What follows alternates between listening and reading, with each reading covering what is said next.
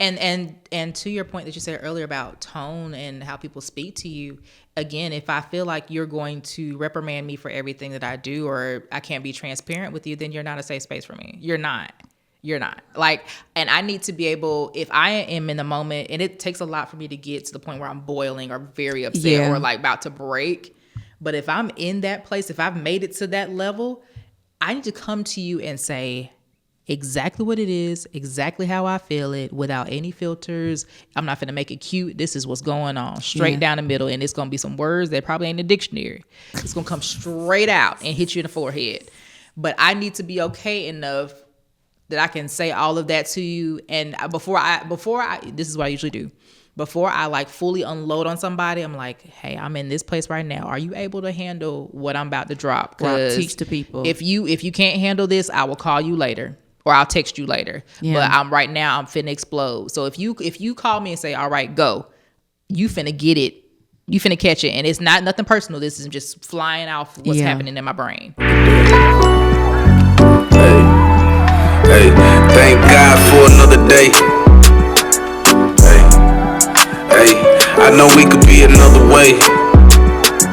Hey, pray. Thank God for another day.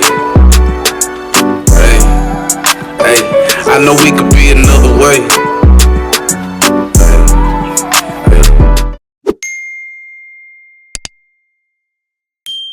Yo, it's your girl Jessica S. Smith, and I would like to welcome you to Just Ask the Podcast, where we create a safe space for influencers to decompress, have fun, and just ask. I am super excited about today's episode, y'all. I've been on point lately. I've been on point. She ain't caught me slipping. Y'all say I got right into it. Desiree. I'm proud. Desiree. Hey. Desiree. Welcome to another episode. Another one. It's another one. Wait, who you supposed to sound like? No, say it again. I can't do it now. No, do it. I want to do it. It was so beautiful, woman. Gotta try it again. Try it. I'm shy. Try it again. It's another one. Okay, we're going to put some bass in your voice. But it's okay, y'all. Welcome to the safe space. I am super excited. We are super excited to have a very special guest. When I say very, this my dog. You know that's my dog. That's my dog for sure. Hey. That's my dog, y'all. Hey. That's my dog for sure. Hey. Yo, that's my dog, yo. Listen. I have none other than the beautiful, the talented, the creative one. Oh, she is the full package, baby. Okay? When I say full, I mean that in all caps. All right? # full. The lovely Racquel, a.k.a. Rock. You know. Wyatt. Kirsten, you supposed to be the clapper face. I need help with the y'all. I'm using Kirsten. If y'all don't know who she is, my little sister. We'll show you one day. But I need her for the clapper face. Let's try it again. Come on, Kirsten. We appreciate you, girl. Rock. Hey, girl. Y'all remember that song that say rock steady, Eddie. Your team ain't even ready. Rock. Rock steady. Woo. Rock. That's you, boo. Steady Eddie. Your team ain't you're not ready for the rock. Because why you like this? Listen, this is my girl. How you doing, sis? Child. Right now I'm in a daze. Currently in a daze. Listen, we just got from the church house, if we can be transparent. I just got set up. Let's just be quite clear as to what occurred. Was it a setup though? It was a setup because she said, okay, I need you on the podcast. Cool. I'm coming to Birmingham. Mm-hmm. So, she also says, oh yeah, I do want you to come to church with me that morning. And I'm like, So let's start from the beginning, because you text me and was like, okay, what dates? I did. In April. I did. You gave me a month. I said, okay, we got a few dates. You chose the date to show up. I did. Okay. I just, invited you. If y'all can look at my shirt, I got some evidence there. I wasn't going to show y'all, but I just want y'all to know that church, was churching today? Like, I had lashes on before I got here. That's all I got to say. They in my purse. She worked really hard on her makeup. I did. I woke up extra early. I took my time. I was watching live stream for another church that I like to visit. You know, I was feeling good. So I got to church with confidence, and we got all the way towards the end. Looking cute. Did, you know, had a little switch coming in, like you were hugging the people like you knew. Yeah, and then, you know, face plant. So here we are. Did you say face plant? Yeah, it was like we could like air the lashes out and try to put them on. Like, they're soaking wet. Like, they're just gonna go in my purse. So do you want to say what happened? I mean, sure. Okay. So basically, again, set up. But who set you up though? The Holy Ghost. Okay, I gotta say.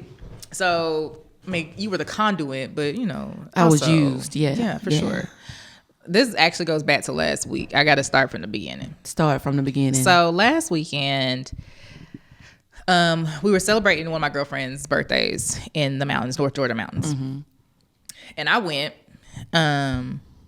And she's a whole prophet, so I knew it was going to be a setup there too, but I was like, let me just go. I need to get out a road trip. 7-hour drive by myself, but I was like, I haven't gone that way before. Let me just go ahead and do it. I get up there Friday, absolutely exhausted. And then Saturday evening came, and it ended up being a whole outpour of the Holy Ghost. Like, good God, help us.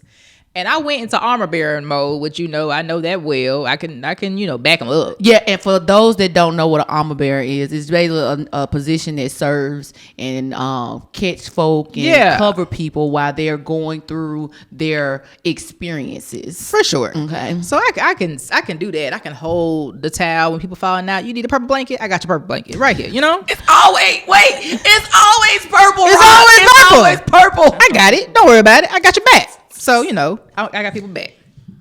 But the woman God started speaking into me, and she said then, like, you need to forgive yourself for X. You need to release like, say all that then. But I wasn't really in a place to let all those things go. I just wasn't. Ooh.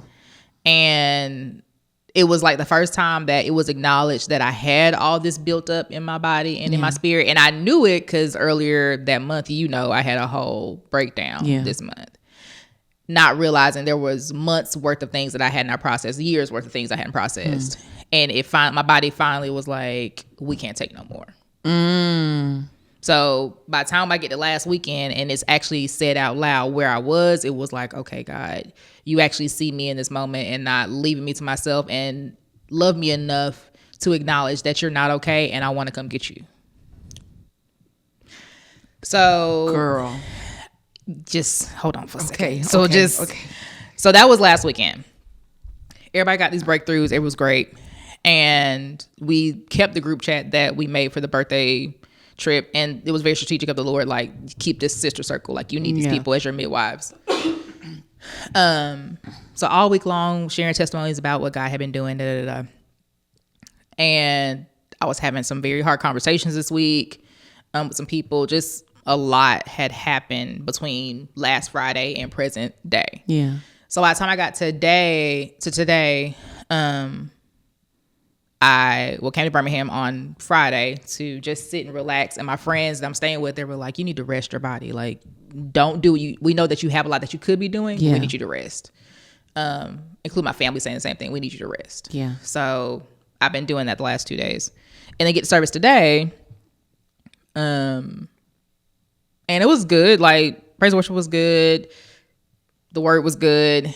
And by the time Pastor Corrine said, if you're hurting, come to the altar, it was almost like you can either stay where you are and like continue being hurt, continuing feeling pain, continuing feeling like you're not seen, you're not heard, like nobody understands you, nobody feels you, or you could just go ahead and get this over with. It's one or the other for me. So it was life or it wasn't life or death, but it was life or death for me. Because it was like you could continue with the path that you're on right now and just be bottled up, no strength. You have no more. I told somebody this week, I have no more fight in me. I have zero fight in me. Done. Like, I have literally been fighting for months. I'm tired. Like, physically I am burnt out, and I am not one that crashes and burns. Yeah. Typically. which is why that's not your brand. That's not my brand. Brand of rock. It's not my brand. And so specifically earlier this month, let me back up. I took April off of social media and podcasting. Yeah. To just exist and I thought at first when I thought the Lord was calling me off social media was to go see Kim. We gonna fast for 40 days and 40 nights and we gonna. It was not that. It was very much, we need you to be very present with Racquel right now. And I didn't realize it till after the fact. So by April the 4th, when I have an entire mental breakdown, it was like, oh, you're not okay. You need a month to yourself. Yeah. Understood. Yeah. Got it. And it was on a Thursday, which on my Thursdays would be my normal interview days. So I would have had to get my life together very quickly and then go serve again. And the Lord was like, no. This month is yours. So all of that. So by the time I got to the altar, the presence of the Lord was there for sure. And like I felt that. And I was working my way to get up. I was like, all right, he saw me, praise God. But then senior pastor came and just was speaking directly to disappointment and discouragement and let down and hurt. And by the time he hit that, eyes instantly watering because he said exactly what needed to be said by saying, don't allow disappointment to make your decisions essentially for you. Because I had really, and when he said it, I instantly realized that I had been making a lot of decisions about my life, especially recently, based on trauma and triggers. Girl. So like, oh, you disappointed me in this area? Okay, great. So I'm naturally going to move in this direction to protect myself or to get out of harm's way. Yeah. Yeah. And so I was preparing to make a couple of decisions this week, but the Lord had been telling me all weekend, this is not your fight, not your fight, not your issue, not your choice. Like, and he's telling this to a fighter. He said, like, you see, my normal routine, guy, and my normal response is to nuck and buck. And you telling me not to nuck and buck? You created me this way, and now you telling me not to act on my creation? Literally telling me, don't fight. Like, this is not your fight. Like, I need you to be very still right now. And I'm like, you're wild. You know how you made me. I'm going to buck instantly. Especially if I'm like offended or like I'm not. You're touching areas of my life where I've been disappointed, where I've been let down, where I've been triggered. And so like, yes, I'm going to be on defense mode because you're not finna know. And you're telling me to be still. So by the time the pastor says that nail on the head, I'm just like, all right. So start breaking. And then by the time they both came and she started explaining about deep wounds with trust and with women and like how deep these things went, it was literally what was said to me last weekend in a more intimate circle, of course. But it was like, okay, Lord, He not gonna let me go another day with this. He let me do a 7-day ban, but like after that, that's it. And it was almost like, I can't let you go into another month or another season. Like I can't let you be released from this season of quiet and taking care of yourself without letting these go so you can move to the next thing. And so that's what it ended up being. But I didn't realize, you don't realize when you are a fighter, and they said it, that I was a fighter, and like it hits harder for fighters because it takes a lot to knock me out. No, they compared you to Muhammad Ali. And like he specifically stated, it's hard to knock Muhammad Ali down. And when you Muhammad Ali in the spirit, right? And when he finally got defeated, it was because he was tired. Yeah. If you really think about it, like if you know the story, at least watch the movie. It was because he was tired. Yeah. Like, and you try to fight through being tired, but God says, I am made strong in your weakness. Right. And you gonna either get weak or you're gonna submit to the weakness of rock, right? And being able to submit to my strength, or I'm gonna make you submit. Like I'm a strong man. You. It's a choice, yeah. Or you gonna just have to deal with the repercussions of not doing it. Literally. And so when I heard them say that, it confirmed the fact that no, he did build you like this. You are as strong as you think, and you can carry a lot. But one thing my father said to me, and this is probably where I'm finna break. when I had my meltdown April 4th, I had never experienced anything in my body like that before, where I was so afraid of what was going on. I was like, I don't know, but I don't know if it's anxiety attack, panic attack. I don't know what's happening, but I'm not okay. And the first thought, I left my office because I said, I need to go home. I told my boss I need to leave. And I did not make it off my campus good enough before I had to pull fully over. And I said, I need to call. And this is the first time this has happened, because you know me, like, I'm not going to run to my village first. I'm going to hold it. Exactly. I'm going to hold it. Go ahead and, because I got to tell you my response to that. Go ahead and let them know. So, but all I heard the Lord would say was, call your dad, call your dad. And I do not call my father in moments of emotional, like, trauma. When it's like dramatic scene, I don't call him first. You call him when, like, there's sensible things, business obligations. He's very matter of fact. Yeah. But the Lord had set it up that 2 days prior, he and I had gone to dinner. He had came down to see me. We went to dinner together. We had like a nice conversation. We had fun. It was great. So he's back in my viewpoint as my friend. And so the Lord said, call your dad. 2 days later, call your dad. I call him. And at this point, tears are flowing, but I don't have words yet. I just know I'm not physically okay. So he looked at me and was like, okay, what's happening? And the moment I opened my mouth, I was screaming, hollering. And he finally said, okay, what do you need this moment? I said, I don't know. People keep asking me what I need. I don't know. I don't have words. I can't tell you what I need. I can't tell you what's happening in me. I just want it all to stop. Wow. I said, I have this going on in my personal life. I have this going on with school. I have work. People are dying all around me. Like, I literally just need a moment to breathe, and nobody's letting me breathe, and I can't stop. And what my father said to me was, you are a part of me, but you are not all of me. Because my dad is one who keeps going. He's been pastoring. This year will be 20 years. He keeps going. He works full-time job. He is on 20 different boards. He's always doing something. And since he was 16, he has worked a job. He has always been on go, always been working, always been hustling, like always been, he has a standard of excellence. And I became him.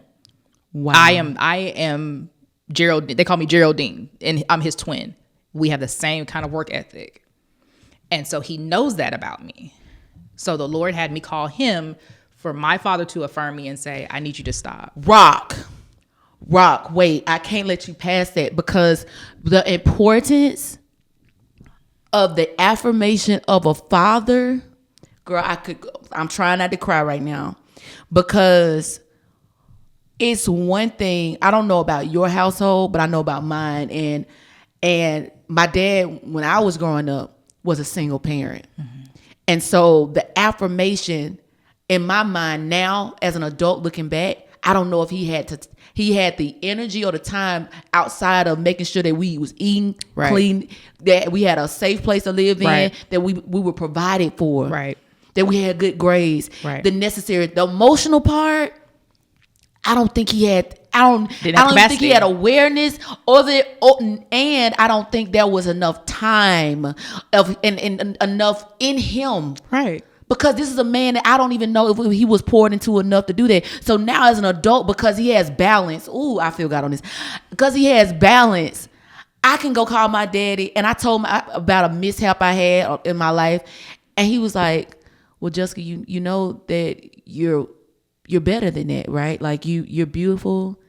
You're intelligent. You got it all together. Like if I was a young man and I was out looking, he was like, you're the package. I needed my daddy to tell me that. For sure. Child, this is so good. So he told you this, and where did you go from there? So once he said it, I broke, because for so long, I just want to make my dad proud. Like, I just forever wanted to make him proud. And so in our household, I have a 2-parent household. My mom is the emotional support. Like, we go to her for all the tears. And I can see that. Yeah. Hey, Miss Wendy. We go to her for all of the emotional moments. My dad was the provider. He made sure we had structure. He had a roof. Like, he was that guy for us. And then the last couple of years, especially with my brother and I moving out the house, like, our relationship dynamics have all changed now. And so now my dad isn't more of an emotional place. I don't have to provide for them anymore. Now, where do I fit in their lives, kind of thing. And he said, so by the time he said, "You're not all of me," I screamed, "I don't break. I do not break. This does not happen to me." He said, "This is why I said you have a part of me, but you're not all of me. And sometimes your body just breaks and it's okay."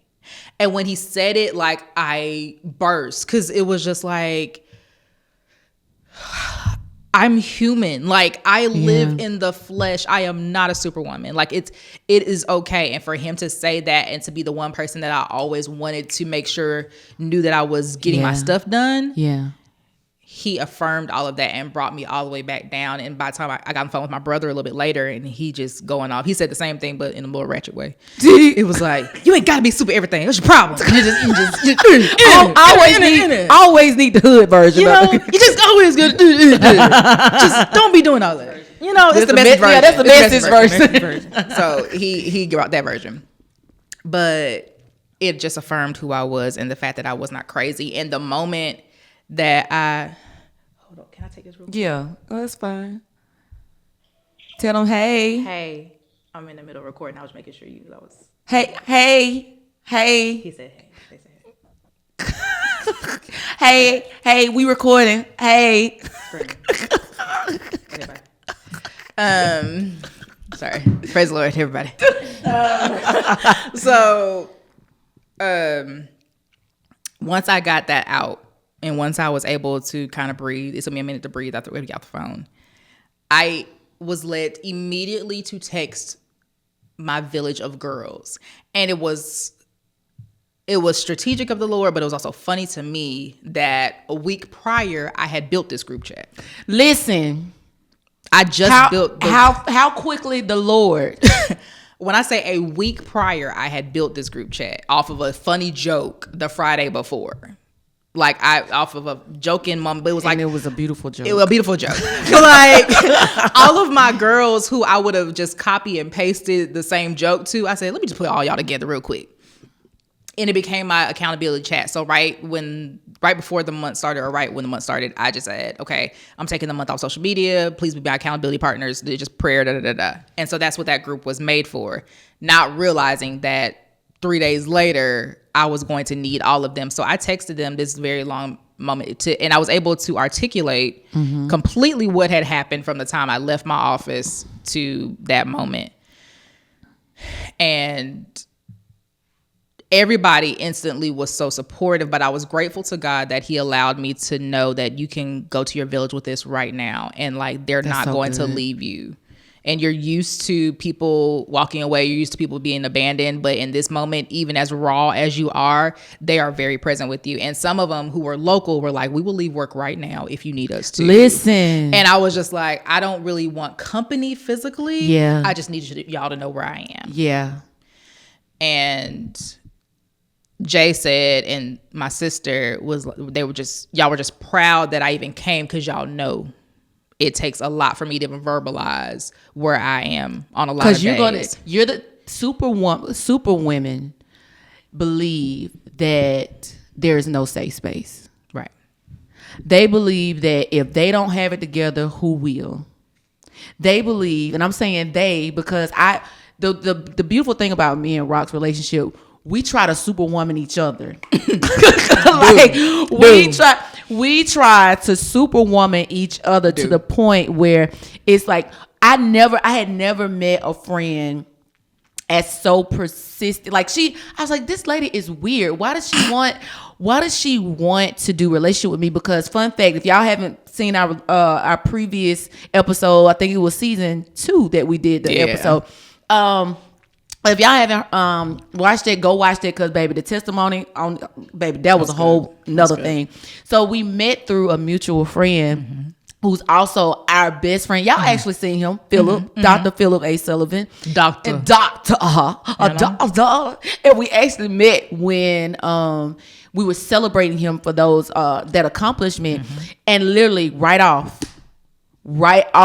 we connected. Yeah. But she followed up on the connection. I didn't trust women like that. We both have a interesting history like with women, and it's like I was like, yeah, they always fall off. Like, women are not consistent. Right. That was my belief. You know what I'm saying? Right. Now God sent me Desiree's and Stacy's and Rocks, and I'm just like, wait, hold up, this is what this is, you know, and what it's I'm saying? safe. And it's safe. Yeah. I've submitted some of the ugliest of uglies to this woman of God. And so what I was most proud of in that moment, because I had been telling you, put the cape down, and I could feel the resistance. I could feel it, because it's not that she didn't feel safe with me. Right. She didn't feel safe without the cape. No, And that's true. Like it wasn't a personal thing. And sometimes we can take it. We can be so emotionally attached to something thank you, Holy Spirit. This is so good. We can be so emotionally attached to our words or advice instead of just giving it and just letting it be. Yeah. Like it wasn't about me in that moment. And anytime I've told you that, eventually, if you don't submit to the wisdom of God, the wisdom of God is gonna break you down like it just broke you down. No, you know what I'm saying? Like, so you need it, God. So for you to even announce that, hey, I just had a breakdown. And I said, in that moment when I saw the text, I said, thank you, God. Yeah. Thank you, God. Because I too have had mental breakdowns to where I'm at work. I ain't leave. But thank God it was two women in the workspace. And I looked at them. That was my first panic attack. Yeah. I'm not at home. My boyfriend, I don't know what the situation going on with him. I'm by myself. I don't even know if I want to live anymore. Like I physically don't care about living at the point. Yeah. I don't really care. And so all of this is on me. And the one thing, I don't even know what the one thing was, but I couldn't take it no more. Literally. I couldn't take it no more. And so that is such a real thing. It's like we have to, my responsibility to you is to let you know, consistency let you know that it's okay not to be strong around me. Like your assignment may be to everybody else, but my assignment is to be your friend. Yeah. This shirt is what friendship is. Friendship. It looks like this. It's not cute. If I can't go toe to toe with you, I don't know if I can be your friend. And a lot of times people, especially in adult friendships, they get it misconstrued sometimes that friendship is just selfies and brunch dates. Girl, I'm about to throw this mic at you. The reality is, if you are wanting a secure and safe and trusted adult friendship, you gotta be in the trenches sometimes. And those days are not pretty. They're not. And those trenches will show you usually two things. One, it will show you who is actually really there in a safe place for you, because there's other people that will leave. Yeah. And then there's also the feeling of, okay, there's safety around these certain people and I can be vulnerable in this space and be protected. And when you realize that, you are more prone to start to let your guards down. And so for me last week, when I was around that first group of women who were all intercessors, all prophetic, and and they started sharing and I was getting poured into. It was like the Lord was letting me know there are a group of women who are around you who actually have your back fully, and they don't want anything from you. Nothing. And when you have been, you're a PK, so 20 years of my life, PK, number one, that's that by itself. Yeah. So that, and then who I'm connected to in my family, people that are trying to just get to us just off GP. It's very difficult to trust, because like, what do you want? Why are you here? Yeah. What is your purpose? What exactly are you coming for? And are you going to come get what you need and leave? Because that's what I'm used to at this point. Which is why you're going to meet me with all these barriers and fences and stone walls, because I don't know what you want. And so before you take anything, I'm going to make sure you can't get here. But you know the gag about you? Your stone walls and fences, all that stuff like that, it's cute and it's approachable. That's the thing. Like, we know how to still have grace, because the thing about it is ministry. People think that people in ministry are just these gathered people. I'm trying to find the word for it, but it's like, okay, I've seen so much of you like that don't know how to manage well, that's disruptive of my family dynamic, that's disruptive and disrespectful, that's, you know what I'm saying? I done seen so much that, I'm gonna keep it cute because of who I'm connected to, because tell me what you know about me, okay? Find out real quickly, baby. I'm telling you, I've dealt with people threatening my dad. I'm about to get on the road. Okay, you get what I'm saying? And I still gotta have a grace for you. Yeah. But I didn't learn how to make you think so much so that you're in something that you're really not. And so now my discernment and my sensibility is much higher, and it's a matter of maturity as well. So if you interact with me, or you're coming into looking for a friendship and you're instantly asking me very in-depth questions about my life, my just things that you wouldn't know and my bestest of friends don't know, and you're asking off GP, I'm like, no, because you're probably here for the wrong reasons. That these are things and questions that you will learn over time as our relationship begins to grow. Not things that you're gonna just, so when was the last time you've been hurt like that? Why would you ask me that off GP? Unless you're out here to seep out certain information. I'm just saying.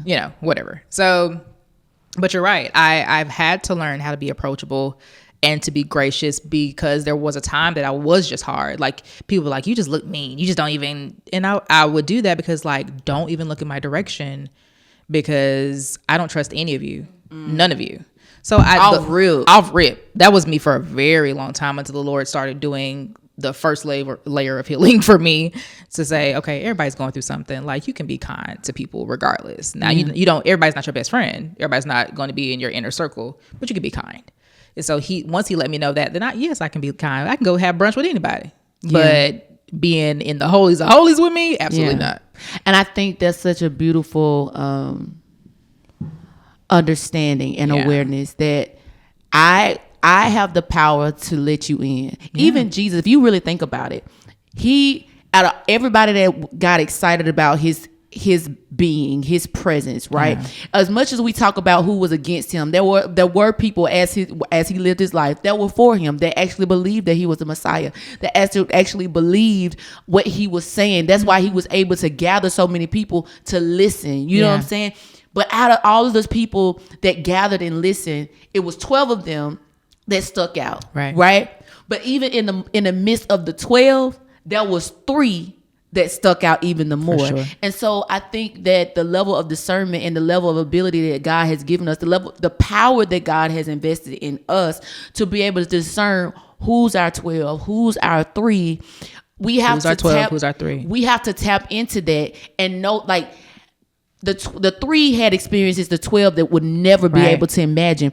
And I have to be okay. Watch this.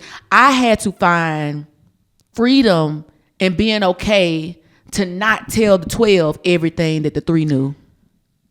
Jess? I used to feel so guilty, but there are some things that I'm just gonna tell y'all. Both of y'all know simultaneously about me that people that are close to me, and I love them dearly, would never find out. Exactly. Because there's no point. It's no point. And I don't have to. And I don't love you any less. Listen. It gave me freedom to know that I could be safe somewhere. Yeah. I could be safe somewhere. Desiree, and you pulling on me, girl.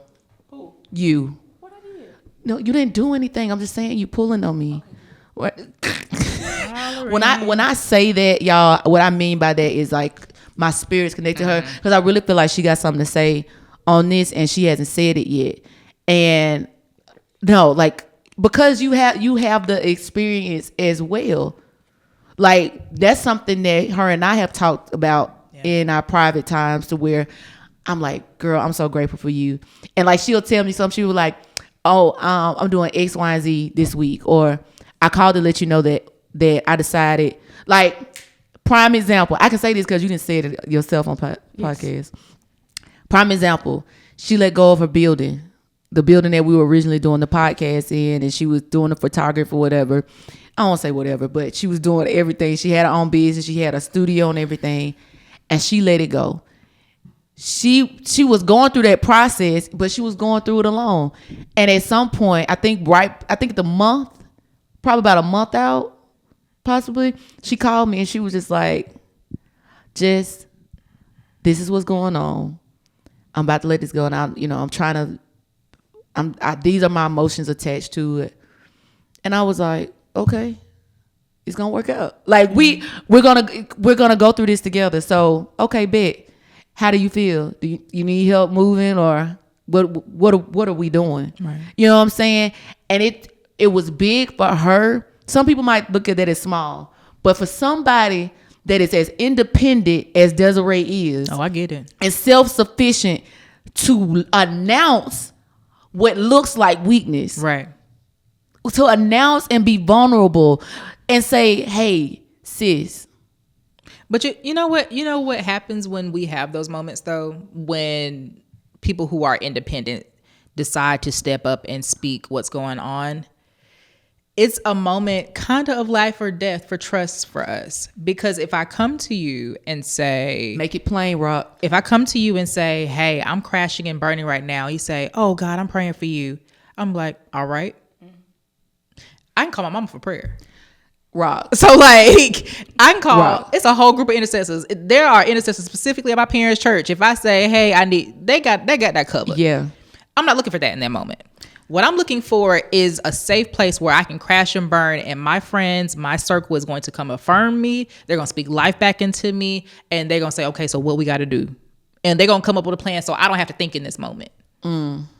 So if That's so good. if I come to you crashing and burning and you're just like, all right, pitter pat, oh girl, I'm thinking about you, and you're not actually providing me a safe place, I'm probably not gonna come back. So let's talk about that. What is a safe place for Rock? Like, what does a safe place look like? Because I know that people have different needs, and what that looks like. Because I know one of the things that we pride ourselves on, I don't want to say pride, but proud ourselves on, it just as a podcast, is being a safe space for influencers. Yeah. And I think that when we originally had this, or even going through this setting, for people to be able to discuss things and be okay with it being announced to the world, like, Yeah. okay, but I felt safe enough to do this. So what does a safe space look like for you?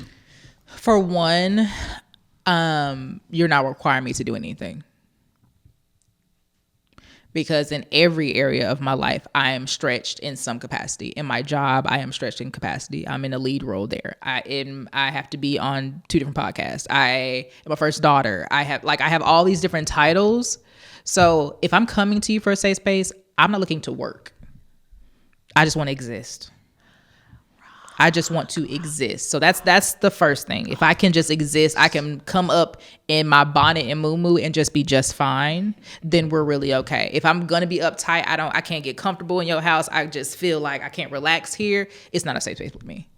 If I can be there and just exist, whether you are there or not, I'm safe here. I feel okay. That's the first thing.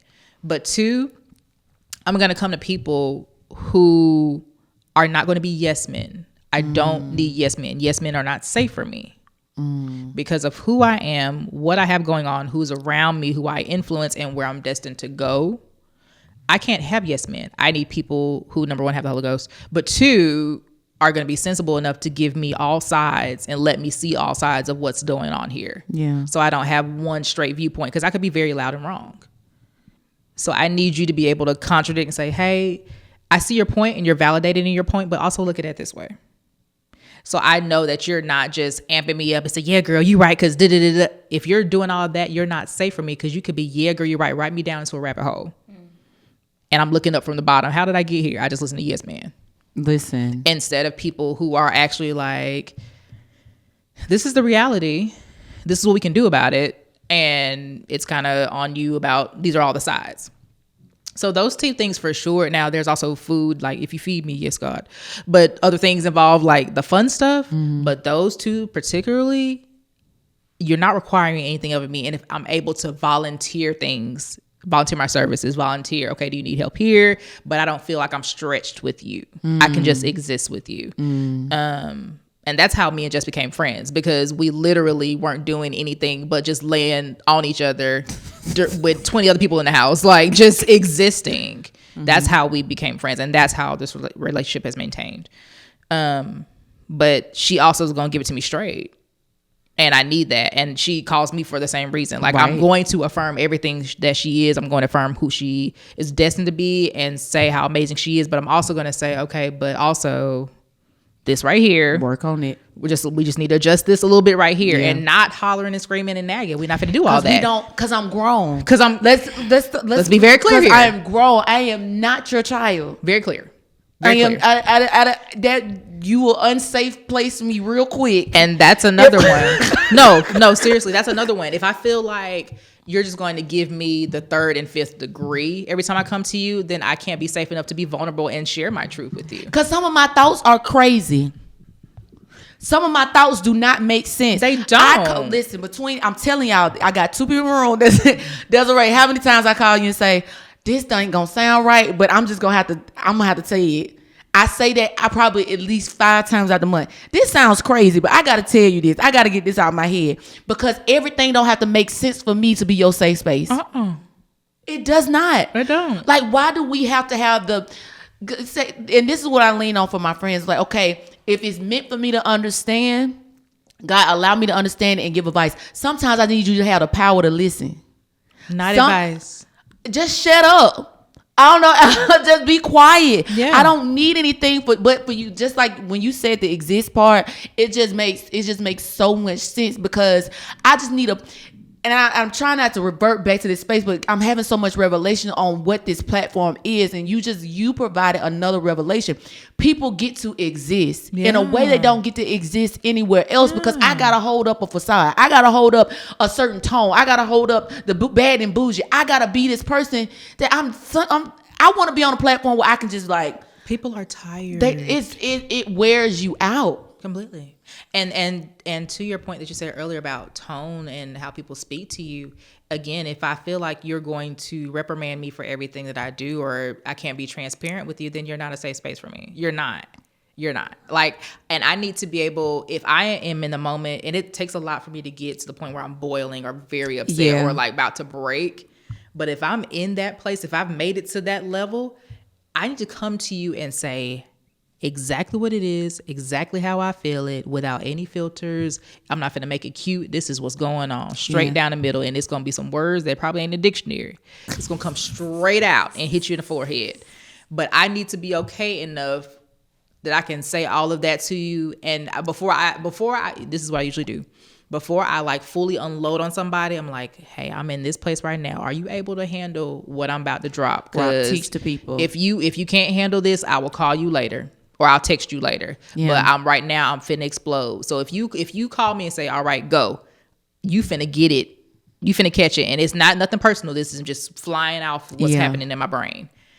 And so I don't need advice in that moment. I don't need you to pitter pat me. I don't need you to pat me on the back. I just need I need to get this out of my body. And usually when I get it out of my body, I'm fine. But it has to come out. I think another point to bring up, Brock, is that noticing that and realizing that, okay, even like I'm a part of the group chat that she was referring to earlier. And even if like she chooses to tell one person out of that group something that she chooses not to tell me, I have to make well with that. And I can't take that personal. Right. I have to really realize the goal of our relationship. And that's for you to be okay. That's for you to be of sound mind. And if it made you of sound mind to go out and get what you need from another person, I can't be upset with it. And I'm not gonna lie. It used to bother me when I wasn't the one that was chosen. Say this. I just have to be honest about that.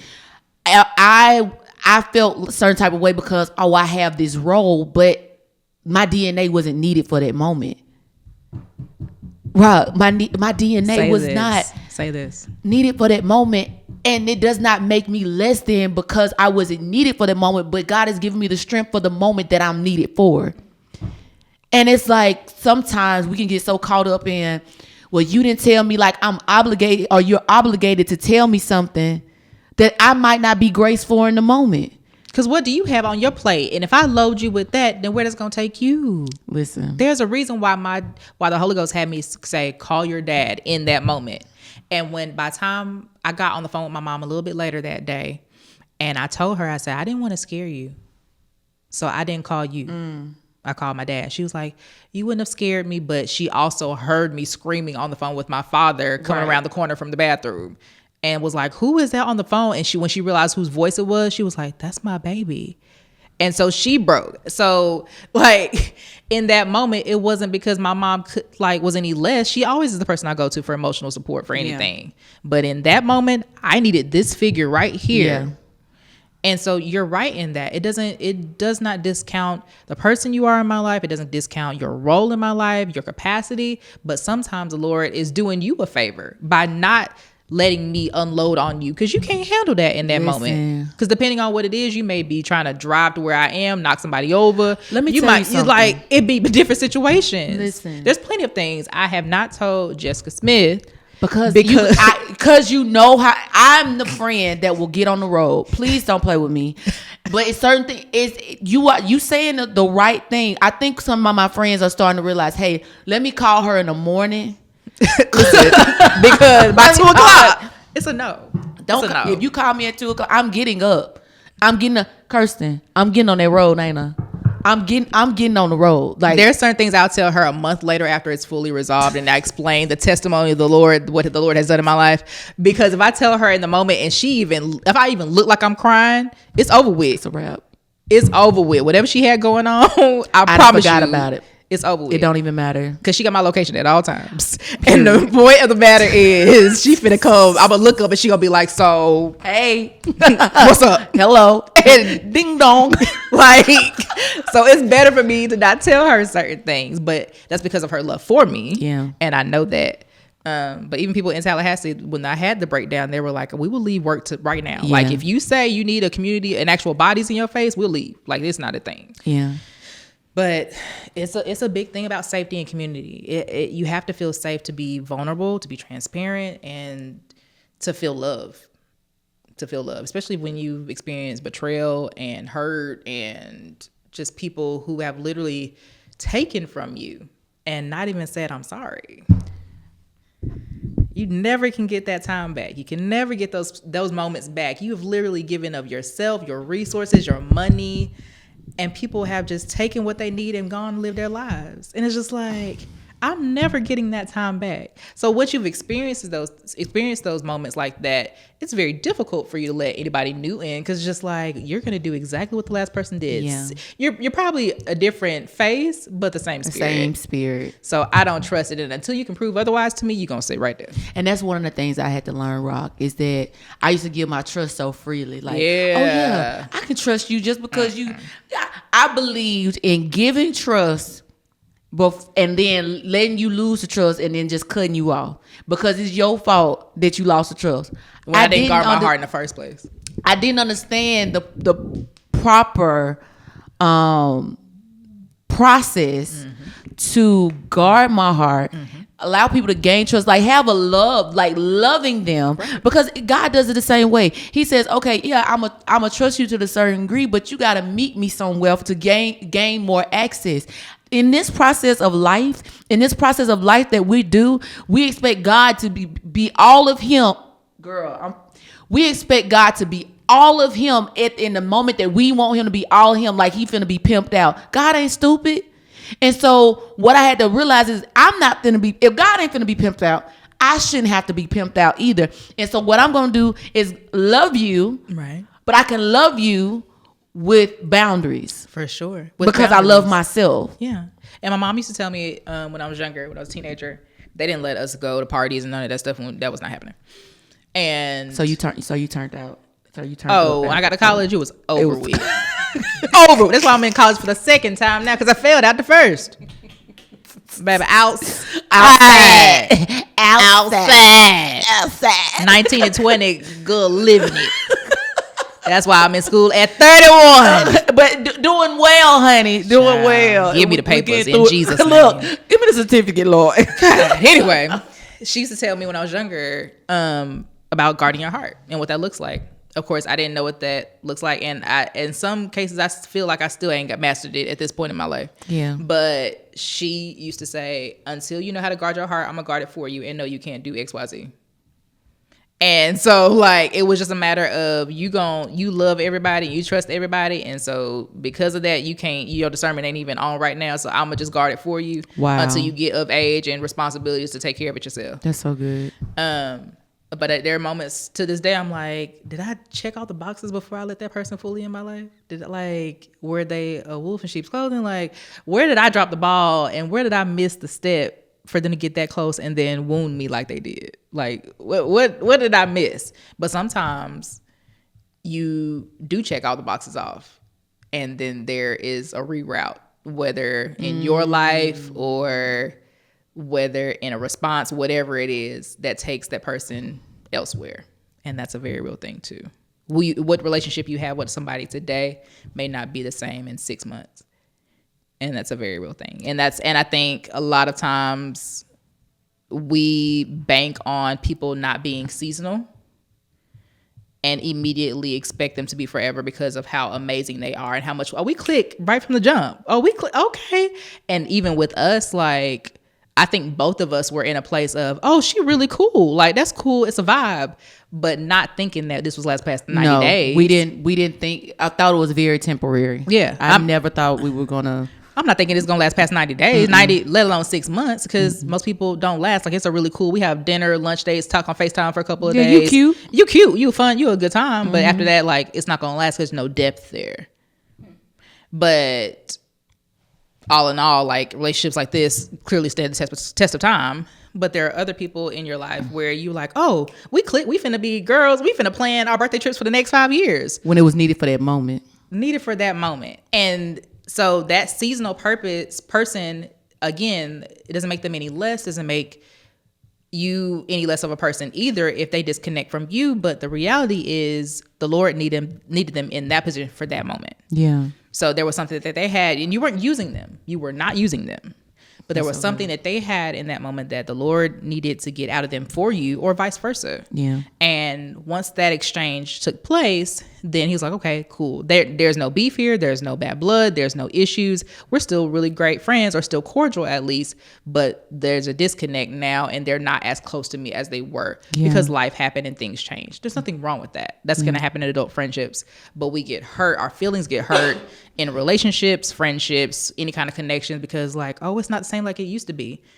Maybe the Lord desired that to be a 60-day situation.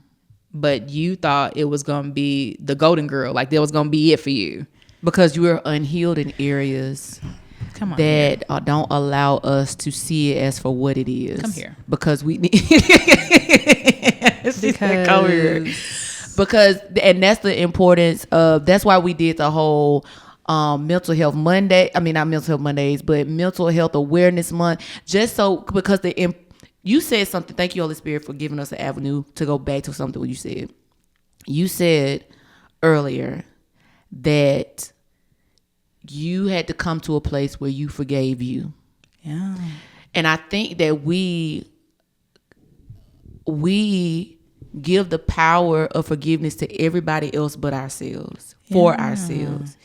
And the beautiful thing about the ability or realizing the power to forgive self, because the beautiful thing about the scripture of, I think it was when Peter asked God, how many times should you forgive? And he said 7 times 70. That didn't just mean for everybody else. Mm-mm. That literally meant for everybody. And you're included. It says, love thy neighbor as thyself. And you can only, I would put the word in, forgive thy neighbor as you forgiving yourself. Yeah. Like, and the revelation I've recently had is that understanding or learning how to forgive ourselves gives us the power to not only forgive others, but apologize to others. Yeah. Because the root of all those things is forgiveness of ourselves, right? And so I think understanding the power of forgiveness and how that is connected to our healing is so important. And the reflection that I have of, well, the intellect that I have of a relationship with others and how I deal with others is a reflection of my relationship with me. Absolutely. And hearing forgive yourself was the second time I heard it in a week today. So it was one thing that came up last weekend when I was with the other young ladies. the woman of God said, like, you're going to have to forgive yourself for allowing yourself into certain spaces and allowing people into your space who had no right to be there. But in a moment of weakness, in a moment of vulnerability, in a moment of hurt, depression, you allowed things to come into your life just to feel okay. And now you have all this regret and hurt and sadness and frustration because you had an opening. And now you have to go back and repent for that. Repent for the action, but also forgive yourself for even allowing it. Yeah. So by the time Pastor C said it again today, like, you need to forgive yourself. And I'm having to have very honest conversations with myself over the last couple of days, last couple of weeks, in reflective mode about things that I had no business doing. Yeah. And people I had no business being with or being around. It's just like, what was going on? But what I have found, and I need to do some deep work for some other stuff, but this is the common denominator that I have found just in the quick amount of time that I've been thinking about these things. Mm-hmm. Anytime that I have allowed access to anybody in my life who wasn't supposed to be there, in my circle, in my village, in my house, in whatever it was, and given access, conversations, access physically, whatever it was, I was either depressed, highly anxious, or alone. That was it. These are the common denominators, or grieving. That was it. Anytime I was heavily drinking, anytime that I was not okay in my mind, anytime that I felt like I needed love physically, anytime I did any of these things that were contrary to who the Lord had called me to be, I was in one of those places. And a lot of them stemmed from grief because I dealt with grief very early. And it was back-to-back grief and grief again in the last couple of months. Yeah. And I had made it a point during this last bout of grief that was heavy hitting for me that I would not revert back to old behavior, because a decade ago or 12 years ago, when grief hit me like I did, I either ran to men physically or ran to others' vices to just numb the pain and keep numbing the pain. Yeah. And then there's 5-10 years later that you're still feeling the pain like it just happened. You never actually dealt with that. Yeah. You numbed it in the moment, and then you gave access to all these soul ties and everything else that you're now dealing with that you have to let go of and also forgive yourself. And so I made a conscious decision this last round, like, okay, what we're not going to do is do that, because we can't afford to have any other soul ties. We can't afford to have any other deliverance services for anything. I'm exhausted. I need deliverance service for the last 31 years. I can't do another 5. Desiree. Like, I cannot continue to add on to the pile what I've already done. I've done enough. I've lived 4 different lives at this point. Yeah. I'm done. Okay. So I don't need to add that on. So it's a moment of, okay, we're going to choose to grieve healthily. You can be sad. You can be upset. Depression is a very real thing. It is. Considering what I've been through with last 6-7 months alone, for sure. But it was a decision and a choice for me in that moment. Like, we're going to do better. We're going to live better. And we're striving to ultimately live holy. So let's change the dynamic, change people that we're around in this moment to adjust to be better.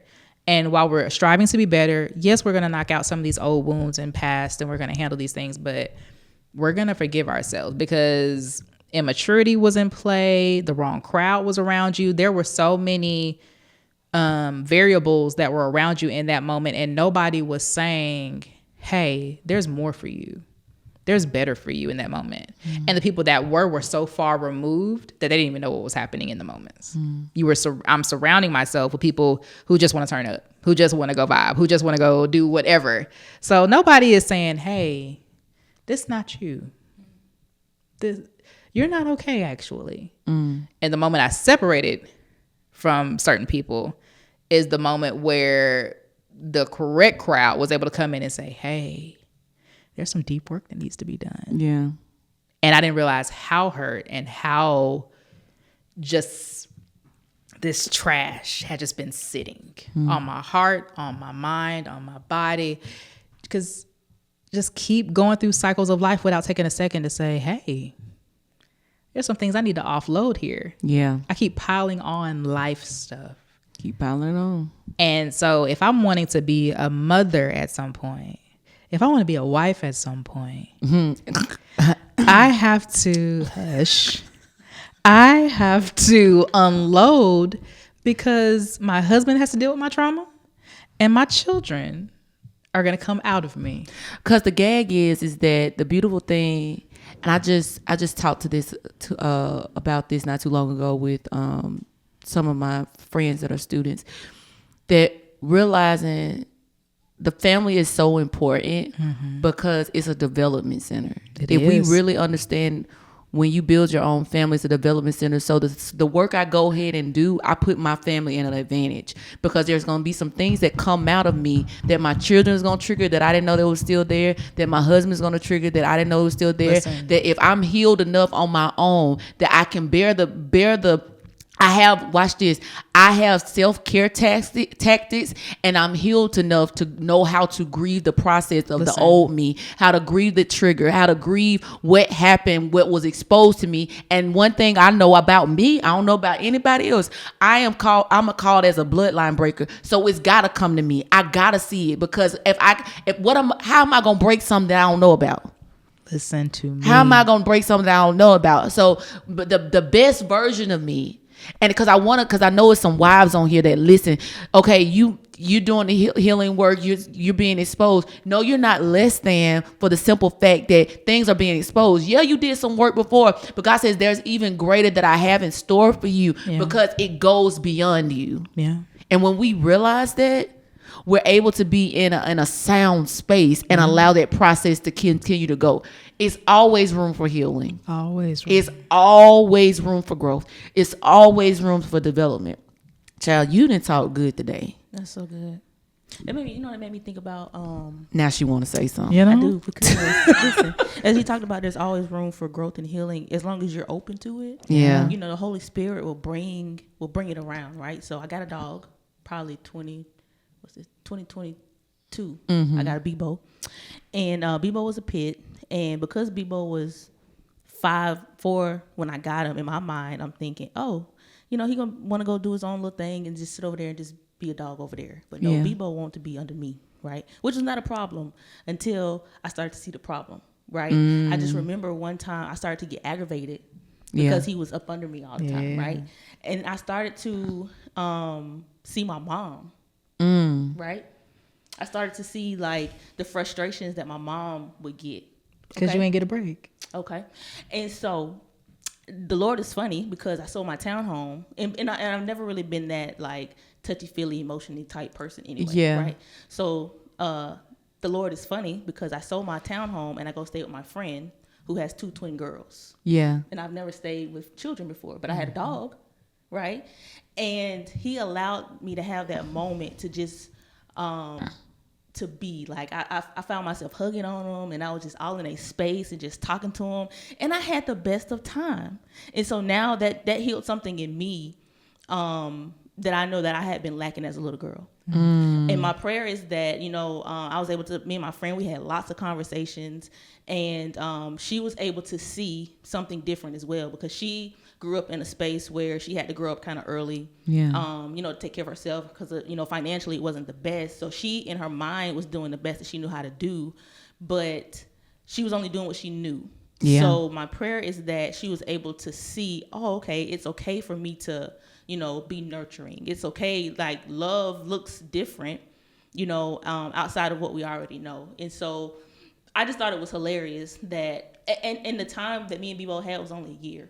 Like, I rehomed him back. I got him November of 2022, and I rehomed him in January of 2023, last year. And it was so cool, because when I picked him up from this family, he literally jumped in the car and was like, okay, let's go, right? When I took him to this family that I was dropping him off with, he literally, I was doing good too. I brought his stuff in, and, he was just walking around, and when I got ready to leave, he jumped up on me. Like, he was giving me a hug. Like, it was almost like he was releasing me, or letting me know that the assignment was done. Like, he had done his part. And I was like, how cool is that? Like, God loved me just that much to begin to heal something in my heart. Because I too, I'm going to be married with children and things of that nature. And I just want to be able to, love them differently than what I had. That's so and good. He used the whole Bebo. Ain't that something? A whole dog. To that point, I'm currently living something similar. So I moved out of my apartment in January and moved into a townhome with my girlfriend and her toddler. Mm-hmm. And I am now, I was telling somebody the other day, I am now playing an intricate part in raising this little boy. And before I went over there, the man of God was saying, because I had all these hesitations and all these things. I was like, I'm used to being by myself. I'm used to coming home to my own space and quiet. And he said, okay, you want to be a mom one day? Yeah. And I said, come on, man of God. You know, he good for dropping real quick. So, man of God, I'm in agreement with you, man of God. So I'm in agreement. Hollering. I said, yeah. He said, okay, you need to know what this looks like. And so, and he was right, because if I go from, I've never lived in a house with kids. I'm the oldest. So like, if I go from single, amazing woman to married with children, it's going to be a culture shock for me to wake up and y'all here every day. Because where is y'all going? Nowhere. She said y'all here every day. Who is coming to get y'all? Where is y'all at? I'm TT of the year. I pick them up, I drop them off. Hello? Okay? I don't linger. So going from that to being in a house with a toddler, full on boy, crawling on furniture and everything. So I'm just like, he here all day, like every day. And for the first 30 days, I think my body was just like, I don't know what's happening. I stayed in my room, secluded. But finally, the Lord allowed me to say, you're here for help. Like, I just need you here for help for a moment. Like, it also is helping you with resources and things like that. But I'm here for you to help.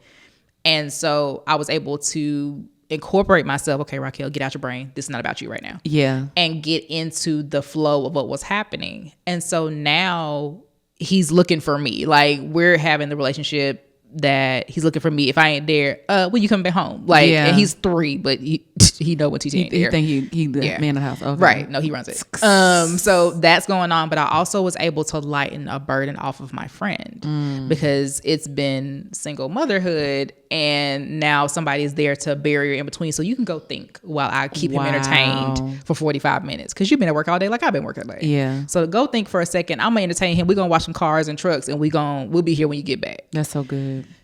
And so it was very telling to me that, okay, this is not about you. You need to finish this season right now, because somebody needs your help and needs a barrier to get some things in order. And you're going to have to be that and be humble in this moment. I know the Lord was like, I know what you want. I know what you actually desire. I know where you actually want to be. Yeah.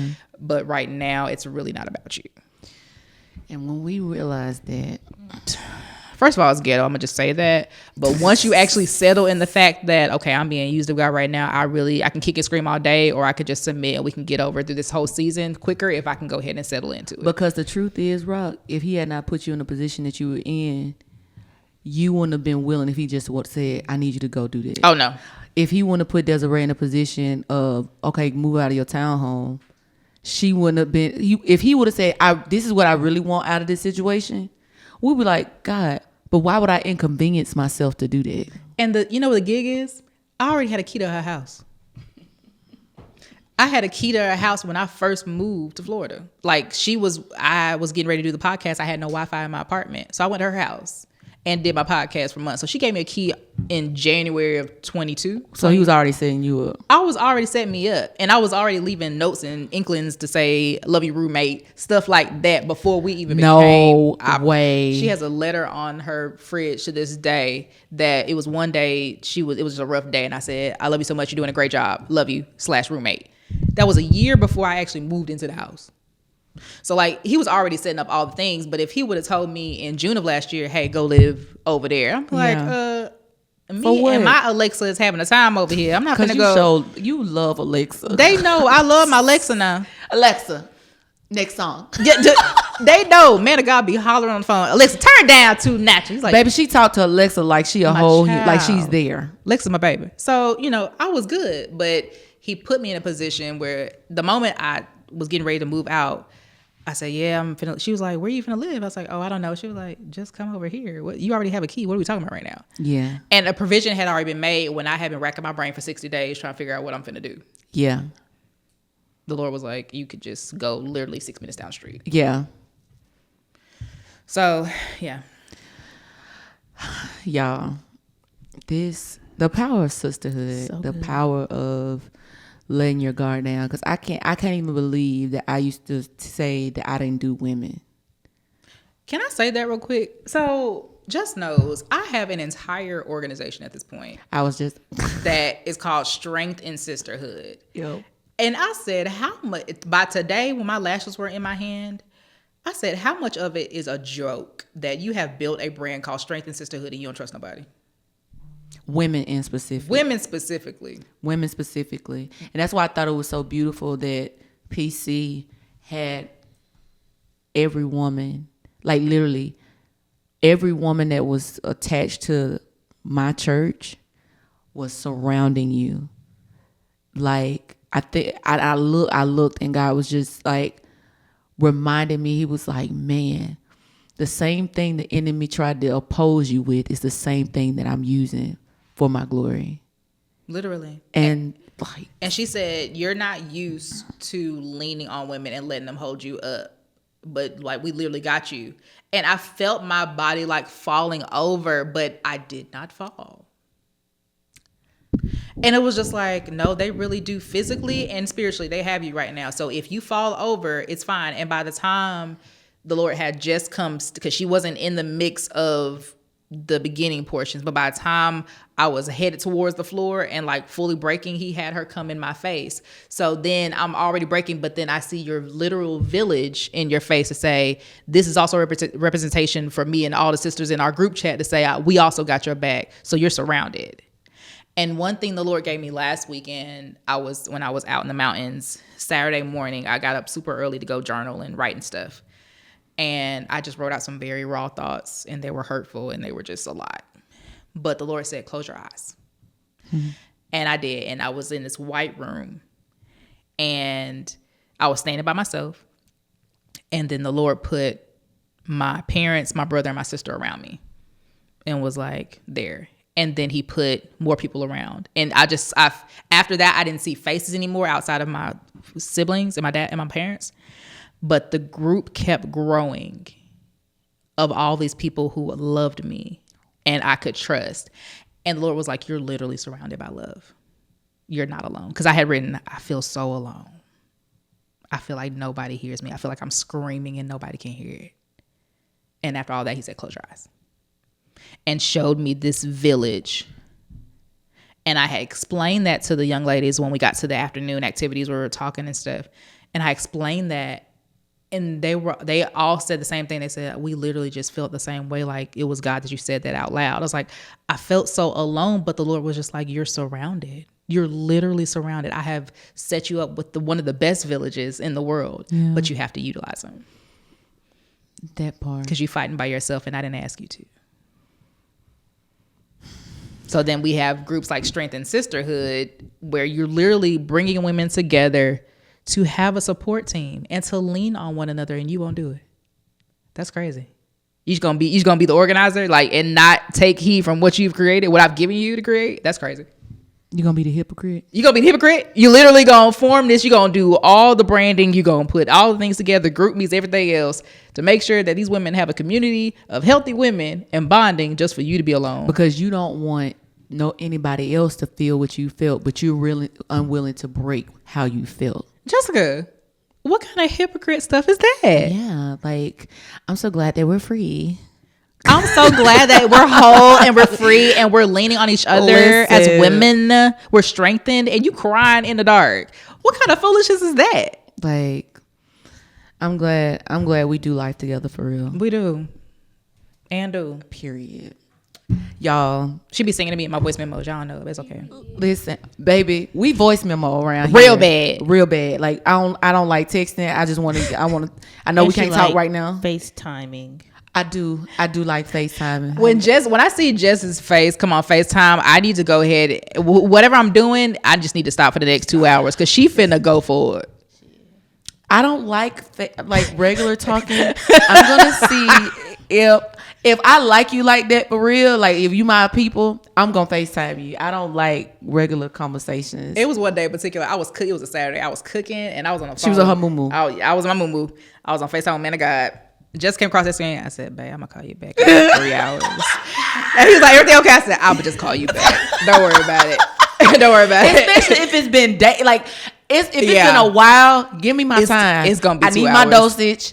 And then I'll call you back later. I'll call you back like in a couple hours, but it's gonna be a minute. And then it's a problem if I can't see you, because Stacey be want to be in the dark. No, ma'am. Why can't I see you? I can't even see your glasses. So give me something. I'll make my eggs, prop the phone up, just go on, get it out. I'm right here, girl. Work it out. I know Desiree.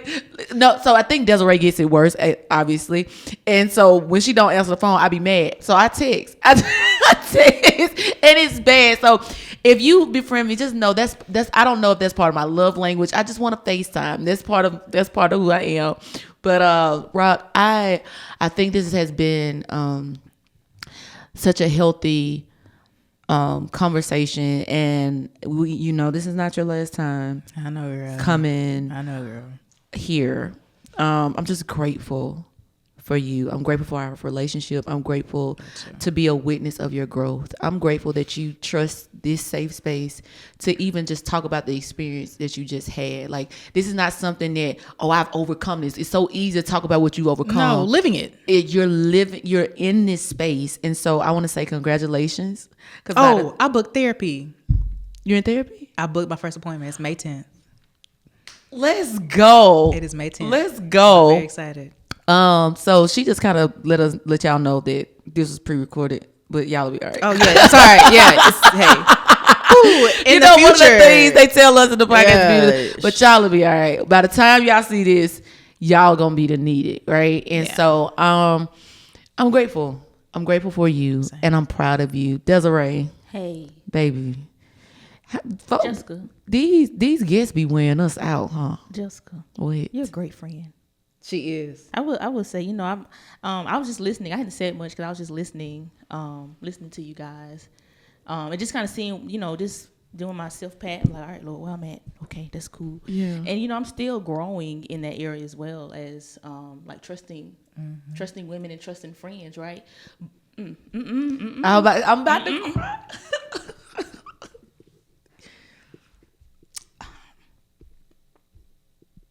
Very real thing. It's okay, Daisy. Come on. When I had moved out into this apartment, I was excited, but I was struggling for some reason. Like, I'm a morning person. I'm used to getting up and going, and I was struggling to do that. And one day, Jess called me, because we put the face on, we go, we keep moving, we keep pushing. Mm-hmm. But she called me one day, and we was just talking, and she was like, "You good?" And I was like, I was just struggling to get up. And she was like, "Oh no, we're going to lunch," and we went to Milo's, and it was something about that day. It was like the sun just came back on, and I had never experienced anything like that before. But I'm so grateful that God put you in my life, because I probably would have never said anything, but I'm grateful. So thank you for being a friend, Jessica. You're a good friend. Okay, bye. Jessica is the kind of friend that we won't talk for weeks, but she'll text and say, "I'm so proud of you and I love you," and it will literally be the only saving grace to me to make it through that day. And she'll just pick me up in the spirit. The Lord has given her that gift, and I think that is why the enemy has fought you so hard about loving women, because there's so much life that you have to give, because you literally came in and rescued me on the roughest of days without knowing, just like for Des, without you knowing. So I told somebody one day, the people who the Lord has called to change a nation and generation, he fights us in our relationships. You can't trust here. You can't love here. You can't give anything here because they're going to take advantage of you. But people need you. Just like, and Des, I don't know if you know this, when she was coming to my event, when I say all hell broke loose for her to get to Tallahassee, just for her to get in that room, and women were set free because of what she said. it's a testament of how much power you have. So we don't take your relationship for light at all. At all. You're amazing. Oh, I gotta get out of here.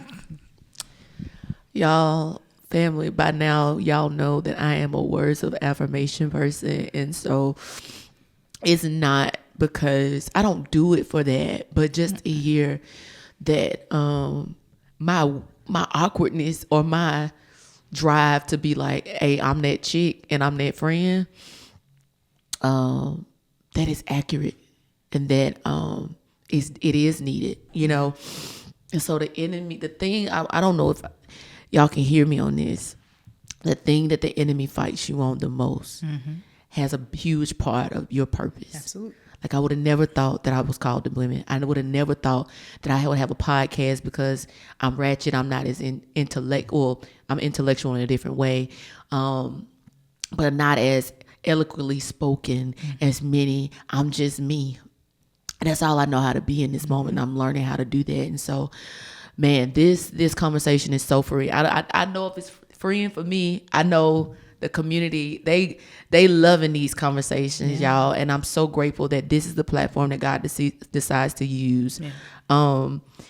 It's a tradition for me to ask the guests about final thoughts. If there is anything that you would want to leave to people, if they didn't hear anything else you said today, what would you want to leave with them? Trust God the first time. The first time. That's one thing they said today to me too. Confirming that I do hear God's voice. And when you allow traumas and triggers to deter you, you could be talking yourself right out the most amazing season of your life. So if the Lord has fully released you and said, hey, I need you to do this, I need you to go here, I need you to be connected with that person, you can trust it. He's not going to drop you. He's the one person that's not going to drop you. And he'll set people up around you that won't either, but you can trust his voice. Yeah. So trust him the first time. It'll open the doors to some of the most beautiful experiences of your life. If I would not have said yes to trusting God to move to Tallahassee with no money and no job and nowhere to live, he would not have had the opportunity to get me isolated, to do some deep surgery on my soul. Wow. So that was a yes almost 3 years ago. Yeah. And I don't regret it. I'm so proud of you. Oh my gosh. Yo, this one, I might be scared to rewatch this one. I might be scared. This one's so good. Rock, I want to say thank you again. Thank you. I love you. You're so beautiful, and I can't wait to have me and Rock gonna do something together. I feel it. Like it's gonna be an event. It's gonna be something. So when it happens, y'all come outside. Come on. Y'all come. I'm thinking about it. You thinking about it, girl? Anyway. No, I'm already scheming. You already scheming? Oh, that's what you mean. I was like, you thinking about it? No, I didn't. I just feel no. It's going to happen. I didn't know. We just trying to figure it out. What it is. Desiree, I love you. I love you.